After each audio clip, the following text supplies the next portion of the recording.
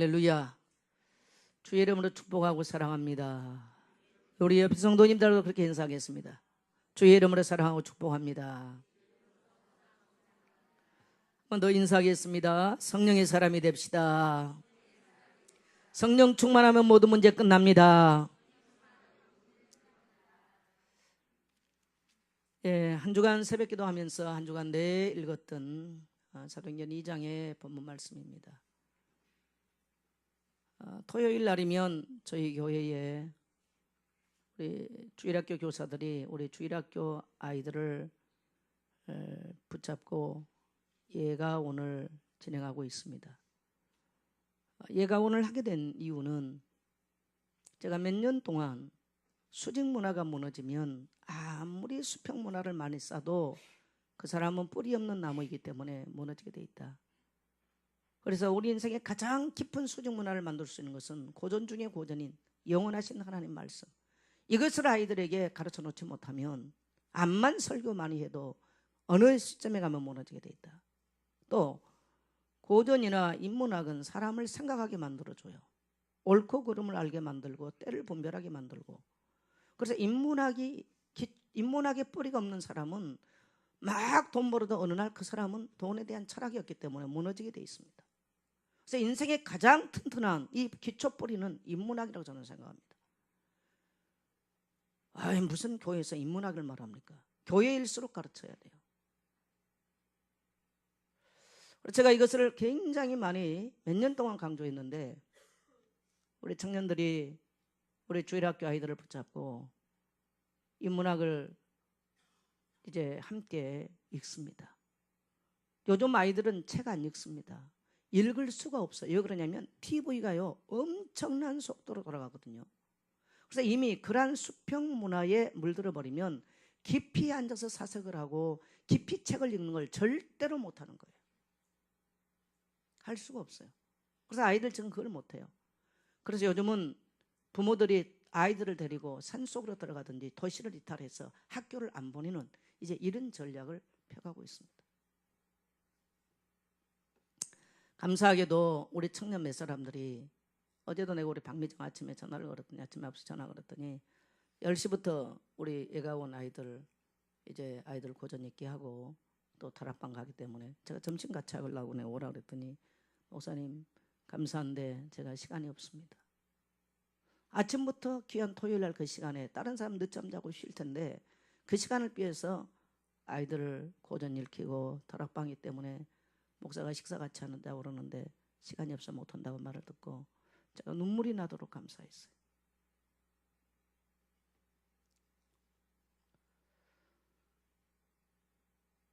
아이들 한 명 한 명을 아이들이 집에서 훈련이 안 됐는데 어떻게 차분하게 어려운 책을 읽겠습니까?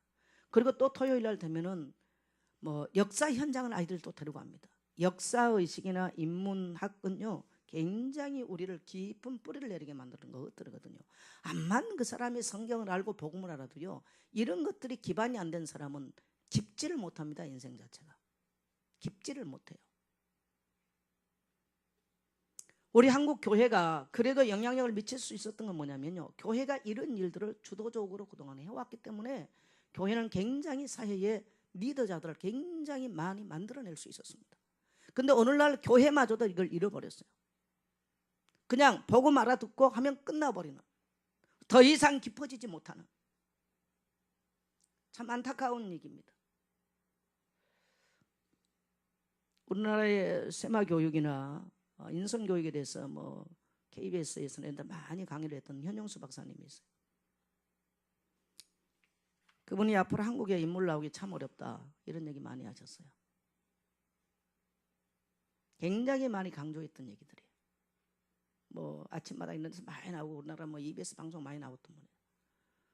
우리나라의 상담학을 가지고 와서 많은 사람을 4천만에 나는 치유자다고 말한 정태기 교수가 자기 대학교의 학생 뭡니까 직원들을 채용할 때 고향이 어디냐, 산과 바다가 있는 시골 동네에 자랐느냐, 이걸 반드시 본다는 거예요. 그건 뭐냐면 다른 말로 인성을 본다는 얘기예요. 그 사람 뿌리를 본다는 거예요. 죄송합니다. 그분 표현이니까 자기는 절대 서울 출신들을 안 뽑는데요. 정태 교수 얘기예요. 그 학교 직원들. 뭐 그 말씀이 다 옳은 건 아니겠습니다만 굉장히 의미 있는, 그래서 여지까지 우리나라 대통령들은 전부 다 시골 출신. 근데 희한하게도 서울 출신들, 윤보선 대통령 자기 앞에 밥상 왔음에도 감당 못했습니다. 지금 박근혜 대통령 어떻든 간에 뭐 출생은 어디서 했는지 모르겠지만 청와대 안으로 자라서 좀 성장을 하신 분이세요. 감당이 안 돼 버립니다. 저는 이러한 지금 나라의 상황을 보면서 그래도 우리 아이들 그들이 뭘 지금 알아듣겠어요. 게임, 뭐 TV 이런 것들을 어마어마하게 본 아이들이 앉아서 인문 고전을 읽어줘요. 부모가 그렇게 안 한 아이들 이미 못 읽습니다. 그럼에도 우리 교사들이 불구하고 눈물로 씨를 뿌리는 심정으로 아이들 한 명 한 명을 붙잡고 지금 그 작업을 하면서 제가 가끔 물어봅니다. 처음에 어떠니까 얘들이 앉아서 할 수가 없다는 거예요. 그렇겠죠. 지금은 좀 어떠냐니까 아이들이 점점점 마음밭 면전을 하고 나니까 마음밭이 좀 바뀌기 시작하고 이제는 좀 아이들이 책을 읽고 내면의 것들을 좀 이야기하기를 시작한다는 거예요. 저는 우리 지금 뭐 교사들은 여기 지금 하나도 없어요. 뭐 태영아 주일학교 뭐 교사도 지금 하나도 안 와 있는데 교사들에게 눈물 나기 저는 감사해요. 목사가 식사 같이 하다 초청을 해도 그 사역 때문에 식사 같이 할 시간이 목사님 죄송합니다. 같이 시간이 안 되네요. 그걸 제가 보면서 눈물 나게 제가 감사했습니다. 왜 제가 이런 말씀을 드리느냐. 웬만하면 제가 그런 얘기 잘 안 하지 않습니까? 지금 우리 대한민국 나라를 보세요. 얼마나 어려운지. 제가 사실 거의 새벽까지 제가 촛불 시향을 내가 봤어요. 어젯밤에. 눈이 좀 부었죠. TV 많이 봐가지고. 정치 경제가 너무너무 어려워요. 온 나라가 어려워요. 근데 이것은 어떻게 보면 이미 예견되어진 재앙입니다. 왜? 지금 박근혜 대통령을 향해서 계속 그 배경에 물고 나온 게 뭐냐면 무속이에요. 무속. 본인이 무속 신앙에 접어들었든 안 접어들었든 간에 이미 무속의 배경에서 이분을 조종해버린 게 나라가 이렇게 부끄러움과 수치를 당하는 이런 상황이 와버렸습니다. 저는 대통령을 질타하고 싶은 마음 없어요. 지난주에도 말씀드렸습니다마는 나라의 이런 온통 지금 완전히 부정한데 정말 우리 그리스도인들은 깨끗할까 정직할까? 제가 이것을 질문해 볼 때 그렇다고 담대하게 말할 수가 없기 때문에 목사인 저는 대통령을 질타할 수가 없구나. 비판하고 싶은 마음 없었어요. 오늘 한국 사회의 부정과 부패는 교회의 부정과 부패입니다. 오늘 그리스도인들의 부정과 비포예요. 그리고 정치의 무능이 있다면 그리스도인들의 무능이에요. 정말 그리스도 안에 정말 그리스도인들이 성령의 사람이 돼서 사회 각계각층에 나가서 했다면요 절대 이런 상황은 옵니다. 이미 40년 전부터 최태민이라고 하는 그야말로 원자당인가 뭐 이런 무속인이 무속의 판을 치다가 목사라고 하는 이름으로 동갑을 해서 박정희 대통령과 굉장히 대치를 이뤘던 그때 당시 그거는 기독교인들이었습니다. 유신 정권을 기독교인들은 탈취한 정권을 인정하지 않았어요. 근데 어느 날 목사가 나타났다는 거예요. 목사가 십자군을 만들어서 뭐 한다는 거예요. 박정희 대통령이 밀어줍니다. 실상 그 사람은 무당이었습니다. 많은 목사들이 속았을 겁니다. 어쨌든 목사를 속이고 한국교회가 세우고 최태민은 목사라고 하는 이름을 가지고 정치를 그때부터 휘어잡고 농단하기 시작했습니다. 영적인 것은 대물림이 돼서 그 사람은 세상을 떠났지만 그 자녀가 똑같은 방법으로 박정희 대통령 시절에는 그래도 중앙정보부가 사실스뻔한 중앙정보가 있었기 때문에 못했지만 박근혜 대통령은 세상 물정도 몰라요. 거의가 보면 대화라는 게 이 베이비토크 수준이에요. 박근혜 대통령 수준이. 세상 모릅니다. 지금도 대화를 이 담화를 한 거 보고 저는 첫 번째 두 번째 와서 담화 국민 그 사과하는 거 보면서 저걸로 안 끝나겠구나. 팩트가 하나도 맞아떨어지지가 않잖아요. 국민이 뭘 원한가 이게 지금 인지가 안 돼버리는 거예요. 그 사람이 나빠서가 아니고 제가 볼 때는요. 상황 돌아가는 거를 이미 왕조 시대의 어떤 인식을 갖고 있는 것 같아요.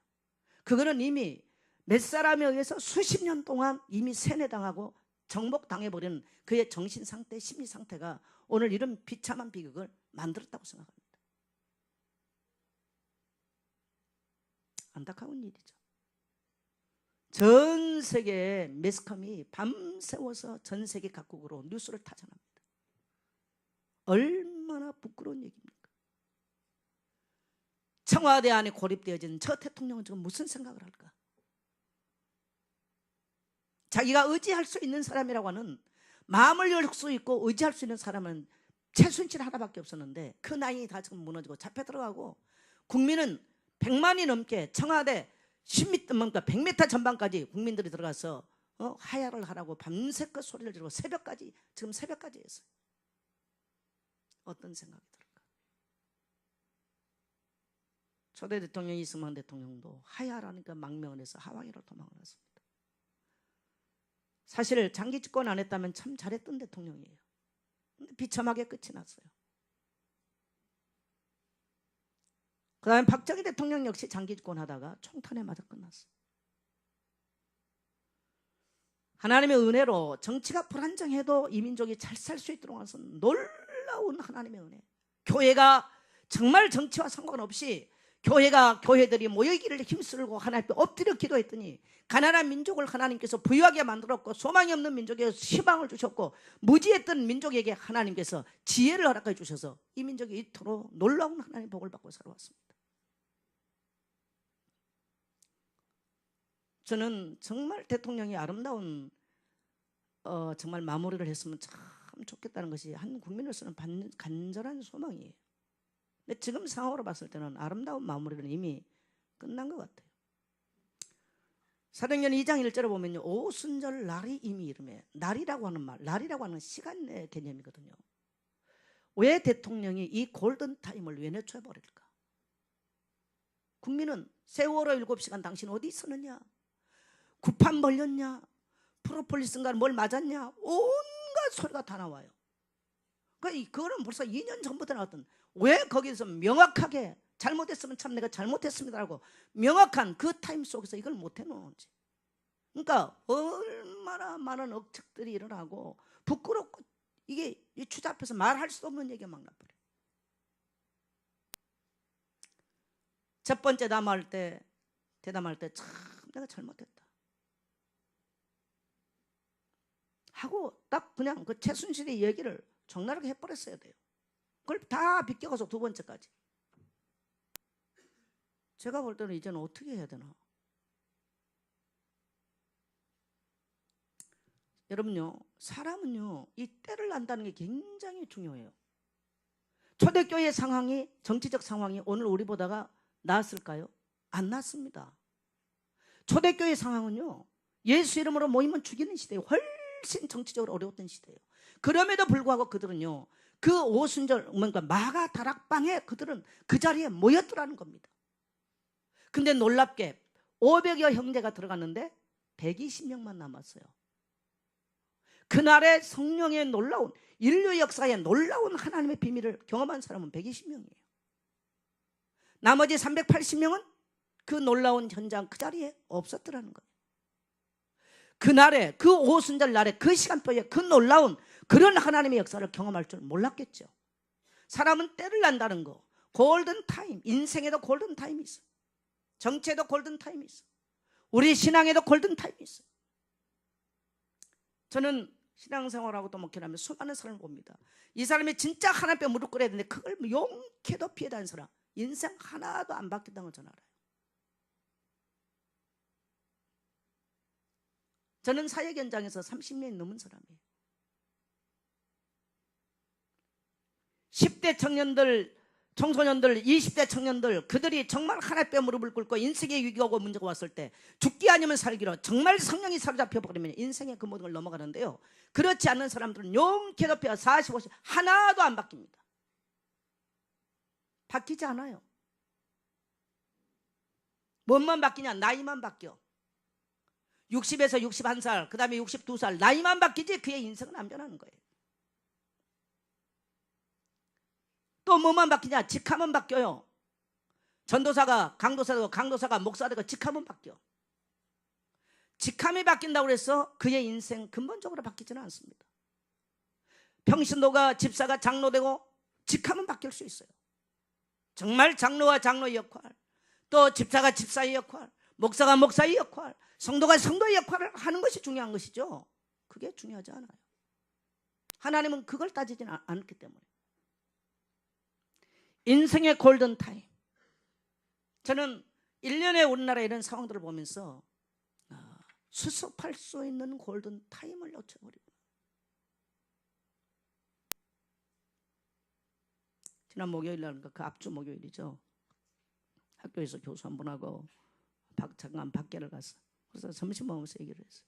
그렇잖아요. 웬만하면 제가 정치 이런 얘기는 잘 안 하면 막 학생들이 막 얘기를 해요. 그래서 대통령이 안타깝다. 하나도 국민이 말하고 싶고 지적하고 싶은 그 팩트 사실에 대해서 하나도 접근을 못하고 끝나버렸다. 이걸로 끝날 것 같지 않다. 역시 계속 지금 이제는 뭐라고, 이제는 국민이 담아해도 안 듣겠잖아요. 이제 물러난다고 얘기를 해야 되겠죠. 왜 이렇게 상황을 만드는가? 저는 이걸 보면서 우리가 하나님 앞에 섰을 때, 하나님께서 나에게 오순절 날, 그때, 이건 헬라어로 카이로스라는 말이에요. 하나님께서 정해놓은 시간표, 내가 거듭나고 하나님의 놀라운 축복 속에 내가 새 사람으로 세워주신 때, 카이로스, 하나님이 정해놓은 시간표가 있어요. 때로는 이것이 힘들고 어렵고 슬프고 낙심되고 아플 때도 있습니다. 그 매가 가혹할 수도 있습니다. 이때를 어떻게 하나님 앞에서 맞느냐? 어떤 사람은 죽기로 각오하고 하나님께 울부짖는 사람, 회개하고 돌이키는 사람, 다양합니다. 근데 그 타이밍을 놓쳐버려. 편안하게, 안일하게. 더 이상 그 사람 인생 속에는 하나님의 역사는 없어요. 쉬운 방법 얼마나 많이 있어요. 오늘 대통령도 제가 보니까요, 아주 쉬운 방법으로 2번씩 비껴나갔어. 만일에 3번째 국민 앞에 쓴다면 비참한 모습이 되겠죠. 모르게 저는 정치 잘 모르지만은 다른 방법이 없을 것 같아요. 현재로 볼 때는. 거국 내가 하자, 이거는 이미 제가 볼 때 맥히지 않은 얘기가 돼버렸고, 해야 한다는 얘기밖에는 할 말이 없는 상황이 와버렸어요. 왜 저렇게 할까? 왜 주변에서 그의 참모들은 저렇게 만들었을까? 왜 진실하게 정말 내가 국민한테 내가 죽을 죄를 졌다고 딱 하나님과 국민 앞에 해버렸으면, 사람은 죽을 죄 졌다 그러면요 마음 다 약해져 버리거든요. 왜 그걸 못 돌려버렸을까? 정말 제가 볼 때는 안타까워요.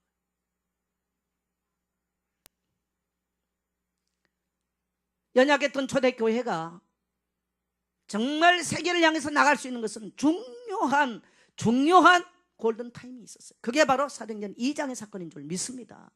짧은 10일 동안이었지만요, 그들이 마가다라 방에 앉아서 10일 동안 오직 십자가에서 처절하게 피 흘리시고 죽으시고 다시 부활하셔서 승천하셨던 예수를 본 그들, 그러나 380명은 봐서도 떠나버렸어요.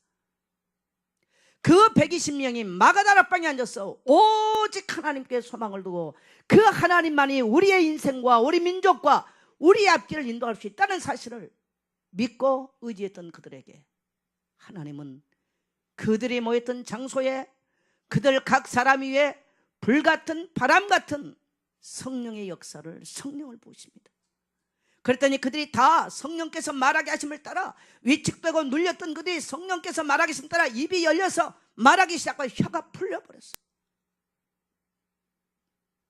사도행전 3장에는 그들이 가니까 안진뱅이 일어나라고 선포해버립니다. 사도행전 4장에는 법정에 잡혀갔는데도 다른 이로서는 구원을 얻을 수 없는 천하인간에게 구원 얻을 수 있는 이는 주 이름을 주신 일이 없다, 담대하게 선포할 수 있는. 왜요? 혀가 풀렸어요. 성령께서 임하니 혀가 풀렸어요. 그들의 생각이 풀려났어요. 눌렸던 게 풀려났어요. 오늘 예수 믿는 자들은요, 우리 지금 나라가 완전 무속이에요. 누구요? 그 뭡니까? 지금 안전처 장관 내정자였던 사람 이름 누구였습니까? 네? 박승주? 그 사람이 뭐라고 말하냐? 아예 구판 벌린데 사진 다 나왔잖아요. 그 양반이 하는 말이, 나는 전생을 48번 체험을 했다, 전봉주인을 만났다. 그런 인간들이 지금 안전처를 가서 일을 하겠다는 거예요. 대한민국 국민의 모든 안전을 책임져야 될. 근데 그런 사람 하면 재앙 계속 일으켜요. 어쨌든 간에 지금 박근혜 대통령이 하면 자꾸 나라에 재앙이 일어나요. 여러분 왜 그럴까요? 답은 간단해요. 따라합시다. 우상은 재앙을 몰고 온다. 그래서 예수 안 믿고 자꾸 점쟁이 찾아가고 우상 숭배하면 인생에 재앙이 오는 거예요. 민족이 자꾸 우상 숭배를 빠지면 재앙이 오는 거예요. 대통령이 나쁘다 좋다 이전에요 재앙을 몰고 오는 거예요. 그런 사람들이 자꾸 내각이 되어지면요 재앙이 오는 거예요. 이게 서글픈 얘기요. 이게 지금 시대가요 21세기 아닙니까? 근데 여러분 희한하죠. 21세기 굉장히 과학이 발달이 되고 지식이 굉장히 발달됐습니다. 근데 왜 사람들은 점점점 무속에 빠져들까요? 이 뭘 반증합니까? 그렇게 지식이 발달되고 물질 문명이 발달했는데 왜 인간은 계속 무속에 빠져들까요? 왜 그럴까요? 사람의 내면은요 따라합시다. 공허하다, 불안하다, 그걸 입증하는 거예요. 사람의 내면이 불안하고 공허하기 때문에 뭔가를 인간은 섬기지 않으면 견딜 수가 없는 거예요. 뭔가를 의지하지 않으면 안 되는 거예요. 대통령 같은 박근혜 대통령 같은 분들을 심리학적으로는 의존성 장애예요.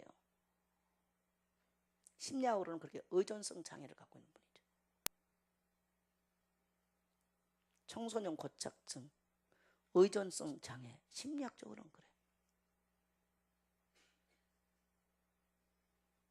의존을 해도 잘못 의존해버렸죠. 참 안 됐습니다.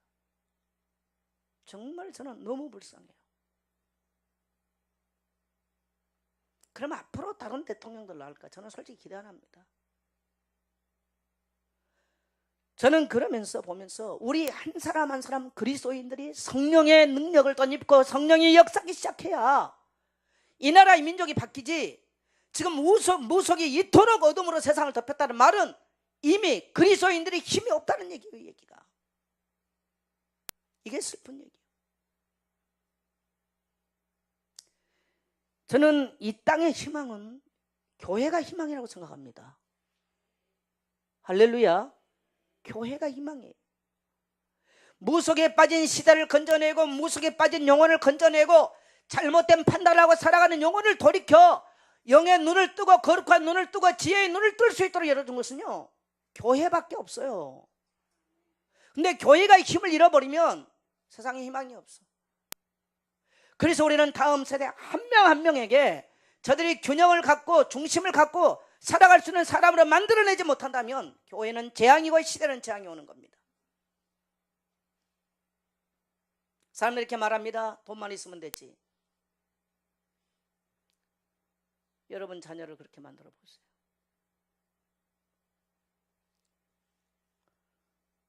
공부 잘 시키면 되지. 박근혜 대통령이 지금 돈이 없었어요. 공부를 못했어요.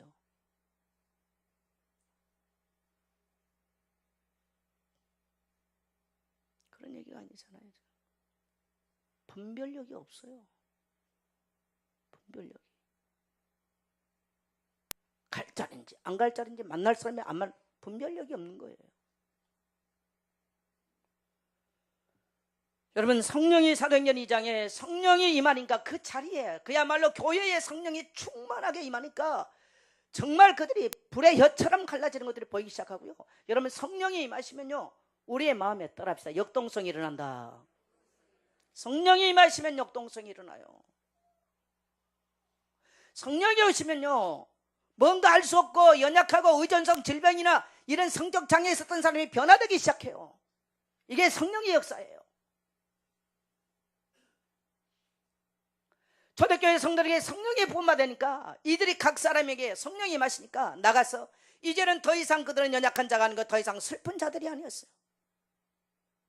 나가서 그들이 믿었던 예수를 증거하기 시작합니다. 그분은 살아나셨다고, 그의 죽음은 우리의 모든 죄를 짊어지셨다고, 그리고 그분은 부활하셨다고, 그분은 승천하셨다고, 다시 데리러 오시겠다고 그들은 담대하게 가서 증거한 줄 믿습니다. 이게요 온 예루살렘 안에 온 유대 지방 안에 저 사마리아까지 이 놀라운 소식이 이들을 통해서 증거된 줄 믿습니다. 이들은 핍박받았습니다. 그러나 이제는 더 이상 핍박에 두려워하지 않았습니다. 놀라지 않았습니다. 여러분, 그래서 우리가 예수 믿고 나면 새 사람으로 변하는 거예요. 내가 이 땅에 살 동안에요, 흙으로 지음받았어요. 하나님께서 영으로 하나님의 영을 부어주셨는데 우리가 하나님을 떠남으로 내 속에 하나님의 영이 죽어버렸거든요. 근데 예수를 구주로 믿고 성령이 우리 속에 오시니까 내 영이 살아나요. 그럼 우리 영이 주님 찬송하는 거예요. 하나님의 말씀 들으니까 깨달아지기 시작해요.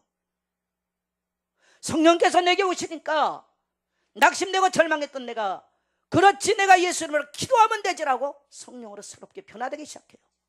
환경 상관없어요. 무능한 거 상관없어요. 하나님이 무능한 자에게 힘을 주시는 거예요.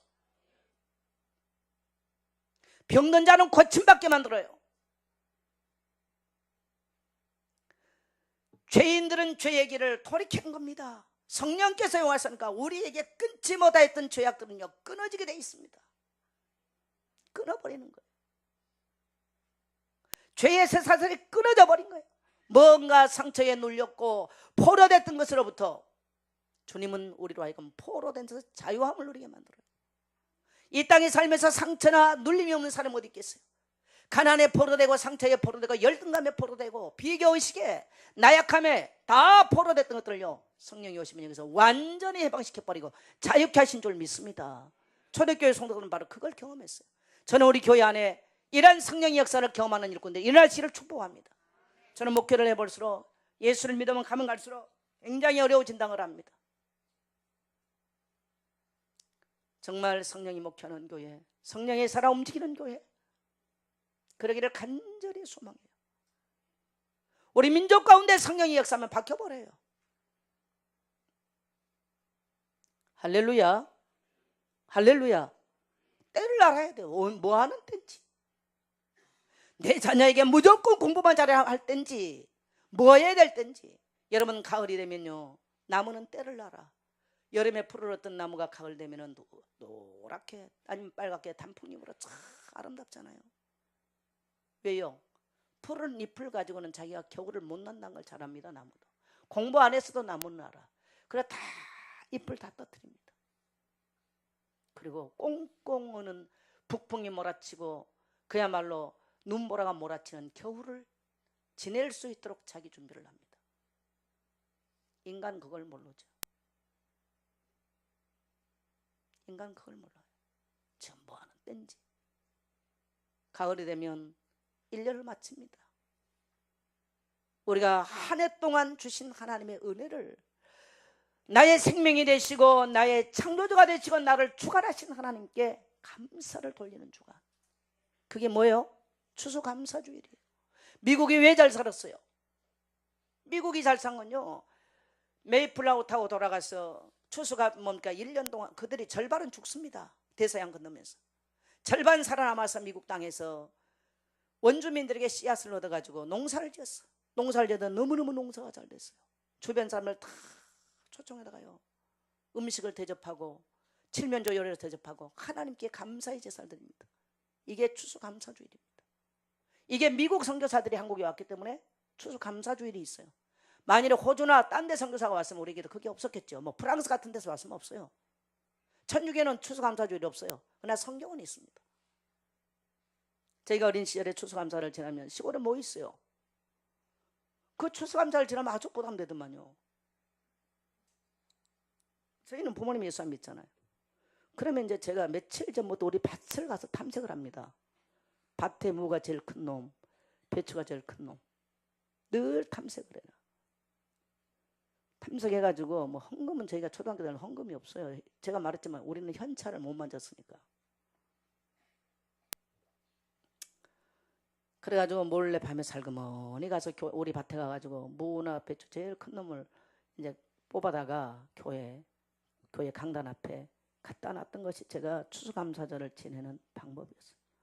어쩔 때는 조금 나오면 우리 집에서 이제 마당에서 쌀을 쪄가지고 담아 놓아요. 그러면 조용하게 몰래 주머니를 만들어가지고 쌀을 한 주머니 담아가지고 그걸 어디다가 이제 나무청이나 어디 밑에 감춰놨다가 교회 갔다가 놨던 거. 이게 제가 근데 어떻든 하나님께 하고 싶었어요.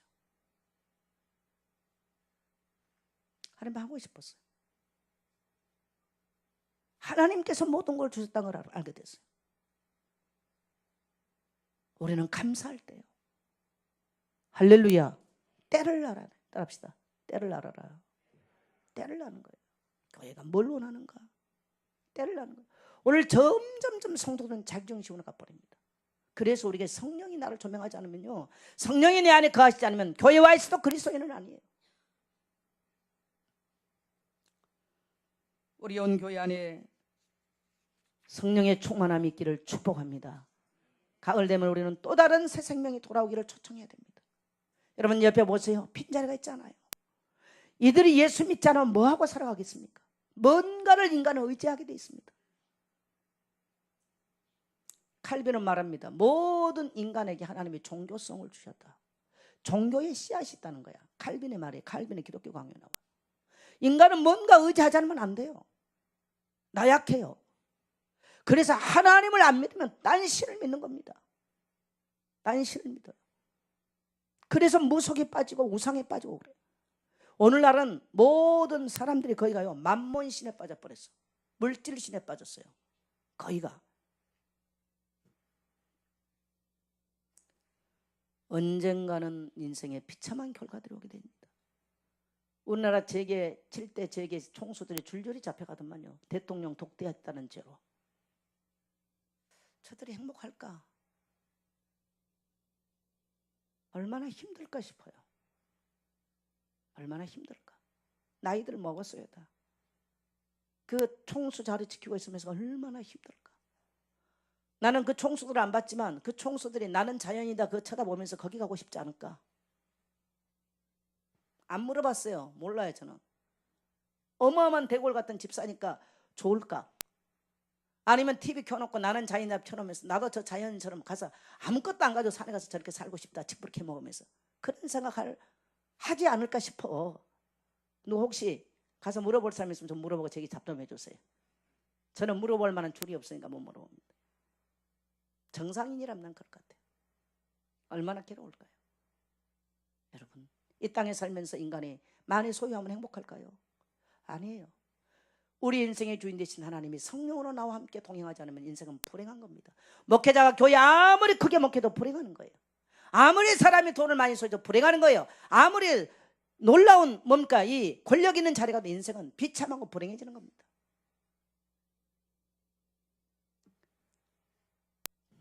여러분 교회는 참 신비한 데입니다. 트럼프가 대통령이 됐어요. 우리나라 정치 상황은 불안해요. 저도 괜히 늘 TV 쳐다보니까 머리도 아프고 감기는 계속 와 있는데 감기도 잘 안 나고 그래. 근데 저게 하나님의 나라와 무슨 상관이 있을까? 대한민국 정치가 난리 친다고 하나님 나라를 지장받을까? 한국 교회가 교회가 어떠고 성도가 준다 하나님 나라 침해받느냐? 안 받습니다. 우리 예선교회가 잘 되고 안 되고 그거는 우리의 기준이고요. 하나님 나라 다 교회 뒤엎어버리고 하나님은 다시 할 수 있어요. 아멘입니까? 하나님 나라는 침범 안 받아. 중요한 것은 우리가 이 그리스도의 몸된 하나님의 나라의 교회에 내가 이 땅에 살면서 그 하나님의 나라의 교회에 몸된 교회에 내가 쓰임받고 살아가느냐 복된 삶을 살다 가느냐 이게 중요한 거예요. 오늘 우리 예선교회 사랑하는 성도 여러분 우리 주변에 지금도 권력 있고 돈 있고 다 가져도요 무속에 시달리고 영적으로 시달리고 안식이 없는 자들 그들을 불쌍한 그들 영혼을 바라보면서요 그들을 하나님께로 돌이키게 만드는 여러분 되시기를 축복합니다. 단정지에 그들이 안 행복하다는 거 행복할 수가 없다는 거 행복할 수가 없어요. 성령이 우리에게 오시면요 별거 없는데도 늘 행복한 감사가 나와요.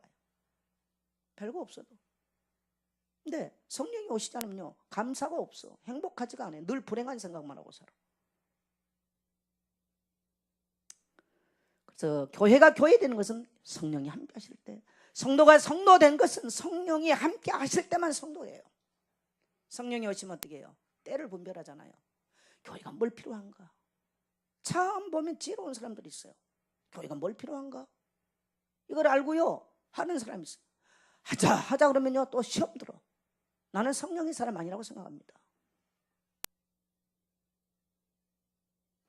성령이 우리에게 오시면요 예배할 때인지 아닌지 저는 어린 시절에 예수 믿었다고 늘 말하잖아요. 나는 그게 성령 충만인지 몰랐어. 새벽기도 가기 위해서 늘 교회당 종소리를 듣기 위해서 잠을 깼어요. 잠을 설치는 거지, 어린아이가. 그게 성령 충만이었더라고요. 교회에서 뭐 하면, 예배당을 가면 얼마나 찬송 소리가 나면요, 옛날은 갈 길을 밝히 보이시니, 이 찬송 굉장히 많이 했어요. 찬송 소리가 교회에서 나면요 얼마나 내가 마음이 조급해지는지. 교회당 신발 벗고 들어가는데요, 신발을 벗어 차바를 갖다 놨는데 막 마음이 조급하니까 신발 하나 저기 가고 저기, 그러니까 더 늦어. 그랬더니 하나님 목사시키네요. 너무너무 마음이 조급했어. 그 하나님께 예배하는, 하나님이 그때는 하나님이 임재하는 거, 하나님이 와서 예배 보는 그 자리에 예배하는 거 내가 빠져버릴까 봐. 난 그게 고민이었어요. 오늘날 성도는 어떻습니까? 예배 시간이 됐는지 아무 개념이 없어요. 그리고 오직 돈 벌고 내 새끼는 잘 되고 요거밖에 없어요. 여러분, 그게 만몬에 잡힌, 만몬 신에 잡힌, 우상숭배에 잡힌 결과입니다. 오늘 여러분이 모든 죄악과 우상에서 떠나 성령의 성신에 붙잡히게 되시를 축복합니다. 우리 생각이 달라져요. 우리가 그리스도 안에서 얼마든지 새롭게 할 수 있어요. 성령에 사로잡히면요 욕심이 떨어집니다. 사도행전 2장 45절 46절부터 한번 보세요. 그때 어떻습니까? 자기 것을 자기 거라 여기잖아요. 자기 소유를 다 팔아서 각 사람 필요를 나눠줘. 여러분, 우상 숭배하는 자들은요, 이 세상 뭡니까? 정사와 권세를 잡는 사람들은 최순실을 보세요. 권력에 빌붙으니까 반드시 사는 게 뭡니까? 만몬 신에 잡힙니다. 딱 드러나잖아요. 정사와 권세를 사로잡아요. 그게 귀신이 아닌 짓이에요. 예수 믿는 사람이 거기서 살아났다가 예수 믿고 돌아오니까 자기 소유를 다 날아요. 그래서 우리는요, 따라합시다. 나는 물질이 통과하는 정거장이다. 왜 몇 사람 안 합니까? 나라고 하는 존재는 이 땅에서요, 물질이 들어왔다 통과하는 정거장이에요. 여과장이에요. 뭐를 위해서? 하나님의 필요를 위해서. 아멘. 우리는 이 땅에요, 물질이 우리를 통과했어요. 수많은 사람이 흘러가게 만드는 여과장에 불과한 거예요. 절대 물질은 소유가 아닙니다. 기독교인들이 그 사고를 못 가지면요, 정치인들 비판할 게 하나도 없어요. 뭐 누구를 욕합니까? 교회 안에는 부족이 없습니까? 저는 절대 없다고 말할 수가 없다는 걸 알았어요. 오늘 우리 그리스도인들에게 그런 자리에 못 가서 그렇지, 다 갖다 놓으면 정말 하나님께 깨끗하게 안 할 사람 몇 명 있었을까? 나 그 생각 들었어요. 멀리 생각할 거고 우리 교회 성도를 생각해 봤습니다. 저는 입을 다물기로 했습니다. 비판 안 하기로 했습니다. 그리고 회개해야 된다는 걸 알았습니다. 저는 그래서 성령이 우리를 붙잡지 않으면 이 더러운 소욕에서 우리가 벗어날 수가 없구나. 성령이 오시니까 다 자기 필요를, 따라합시다. 내 소유를 다른 사람의 필요를 채워줬다. 그게 욕심이 사라져요. 감사가 있어. 근데 하나님이 놀랍게 그들에게 모자라지 않도록 채워주신 줄 믿습니다. 성령이 오시면 감사가 넘쳐요. 예수님 교회 주신 것 감사. 할렐루야. 목사님 만난 것 감사. 좋은 성도를 만난 것 감사. 그래서 이들이 하나님을 찬미하고 칭송을 받고 구원받은 숫자가 날마다 되어있던 게 바로 사도행전의 2장의 역사였습니다. 저는 이제 이미 교회들이 굉장히 많이 패러다임이 바뀌어 나가잖아요. 많이 고민합니다. 고민 많이 해요. 이미 사람들이 모이기를 힘쓰지 않아요. 초대교회 성도를 보니까 성령이 많으니까 따라합시다. 모이기를 힘썼다. 모이기를 힘쓰고 각 집에 들어가서 떡을 떼고 교제를 했어요. 이게 초대교회예요. 굉장히 중요한 공동체 모습이 나오죠. 제가 어제 아침 일찍 YTN을 이렇게 봤더니 뉴스가 나오기 전에 보니까 뭐라니까 우리 한국의 공동체라 나왔어. 성미산 공동체, 마포에 있는 성미산 공동체, 마을 공동체입니다. 그 다음에 변산에 있는 충청도의 어떤 교수가 하는 변산 공동체가 있어요. 그 다음에 금산에 보니까 금산 공동체가 있어요. 제가 볼 때는 거기가 안식교에서 할 것 같아요.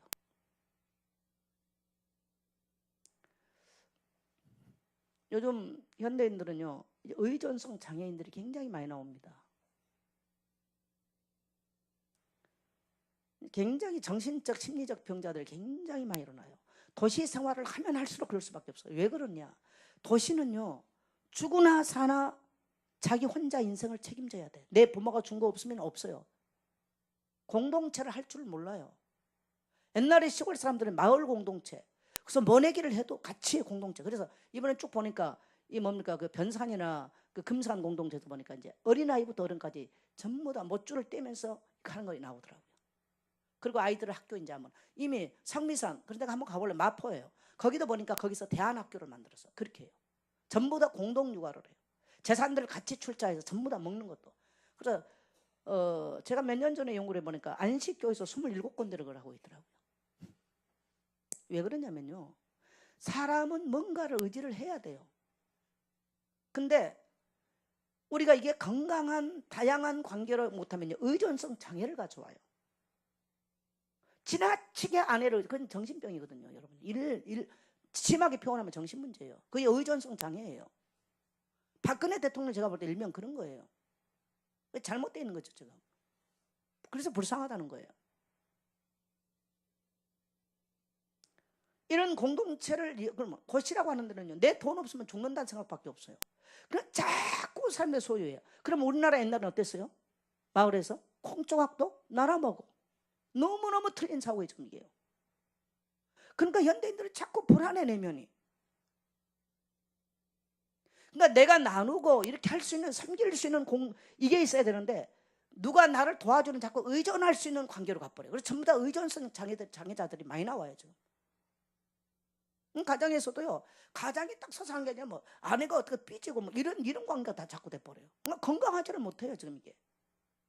상당히 이게 심각한 사회 문제입니다, 지금 제가 볼 때는. 앞으로 좀 더 들어가면, 지금 아이들이 아파트나 도시에서 지금 여기만 구경하고 살았던 아이들, 보고 자랐던 아이들이요, 몇 대가 지나가 심각한 상황이 오죠, 이제. 제가 이제 심리학을 상담하고 공부하는 마지막 학기인데, 앨범 사진을 찍으러 갔는데 앨범 사진 찍으러 갈 시간이 없어. 못 찍었어요. 그래가지고 어쨌든 뭐 이제 맞춰가는 상황이 됐는데, 쭉 주변을 보니까 이제는 이미 이런 것들을 교회가 인식을 하지 못하면 안 되는 때가 왔어요. 그래서 저는 몇 년 동안 하나님께서 제 갈 길을 인도하십시오. 저는 목회도 할 만큼 해봤어. 그 어떤 것도 저는 사람도 그렇고 욕심 부리고 싶지 않습니다. 하나님께서 철저하게 성령이 나를 이끄신 대로 살고 싶습니다. 그리고 더더욱 내 자아 실현하는 것은 절대 하기 싫습니다. 네, 현대인들은요, 여러분요, 제일 지금 문제가 뭐냐? 공동체가 없는 게 문제예요. 이건 반드시 정신세계는 무너지게 돼 있습니다. 여러분, 교회라고 하는 건 주님이 우리가 예수 믿고 돌아왔을 때 제일 먼저 준 게 뭔지 아세요? 따라합시다. 하나님의 가족. 그게 교회예요. 내 혼자 살 수 없는 거거든요. 그래서 이 땅에 천국 갈 때까지 우리에게 주신 게 하나님의 가족, 하나님의 권속, 하나님의 가족이라는 뜻이에요, 교회가.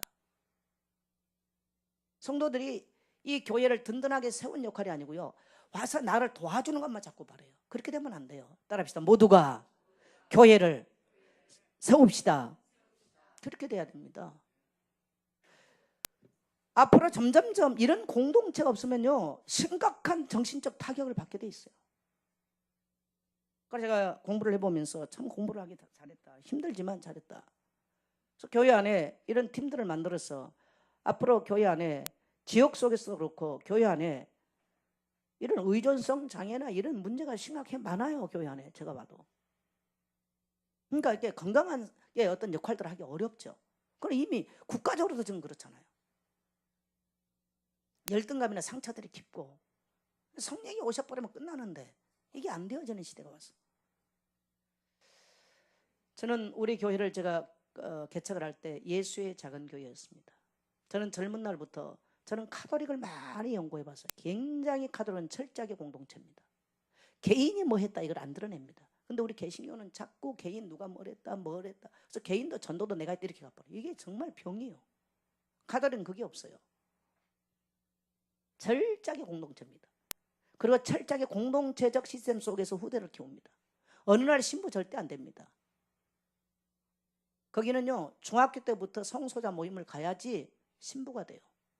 인성, 지성, 영성 다 체크합니다. 어느 날 뭐 예수 믿고 뭐 신학교 목사들 그런 법이 없어. 천주교. 절간 4월 초팔이면 어린아이 머리 깎아서 그때부터 체험시킵니다. 템플 스테이 시키면서 체험시킵니다. 공동체예요. 개신교만 딱 공동체 없어요. 저는 그걸 제가 20대 봤어요. 그래서 제가 예수의 작은 마을을 해야 되겠구나. 저는 목회자가 아니라 그렇게 해서 정말 균형 잡힌 그러한 공동체로 인재들을 키우고 싶었던 게 제 바람이었습니다. 근데 목회를 하게 됐습니다. 그래서 예수의 작은 교회였습니다. 저는 지금 고민합니다. 어떻게 이 지역과 함께 공동체를 이끌어갈까? 인도권에 있다면 인도권 마을 공동체가 되는데 교회는. 인도권 마을 공동체를 어떻게 이루어질까? 그걸 저는 할 때 생각을 해요. 그래서 교회는 지역사회와 함께 이걸 같이 갈 수 있는 이런 마인드가 일어나야 돼요. 이런 시스템들이 일어나야 돼요.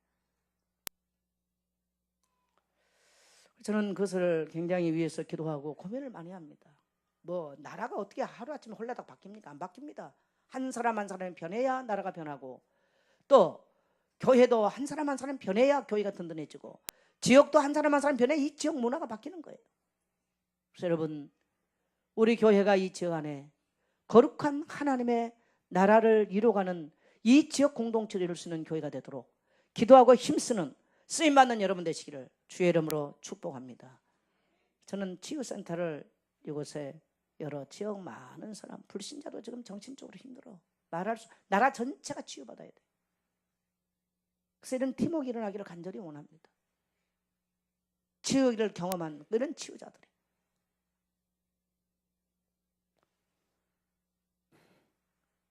우리가 이제는 뭐 돌아다닌다고 전도가 되는 시절도 아니죠. 참 어려운 때입니다. 참 교회들이요, 패러다임이 바뀌었어요. 굉장히 어려운 때를 만났어요. 너무너무 사람 내면이 너무너무 복잡해요. 왜 그런가 했어요. 포스트 모더니즘 시대예요. 모던 시대는 이론이 있고 논리가 있고 절대성이 있었습니다. 그러나 포스트 모더니즘 시대는 이론이 없고 절대성도 없습니다. 절대 가치도 없습니다. 이게 사람들에게 그대로 다 들어와 있습니다. 이걸 어떻게 변화시켜 나갈까? 어쨌든 하나님의 자녀된 우리는 세상 끝날 때까지 이것을 사명으로 여기고 세상을 치유하고, 치유라는 말과 구원이라는 말은 같은 말이에요. 언어적으로 같은 말입니다. 세상을 살려나갈 거룩한 교회가 되기를 소망합니다. 여러분이 그런 일에 기도하고 쓰임받게 되시기를 축복합니다. 축복합니다.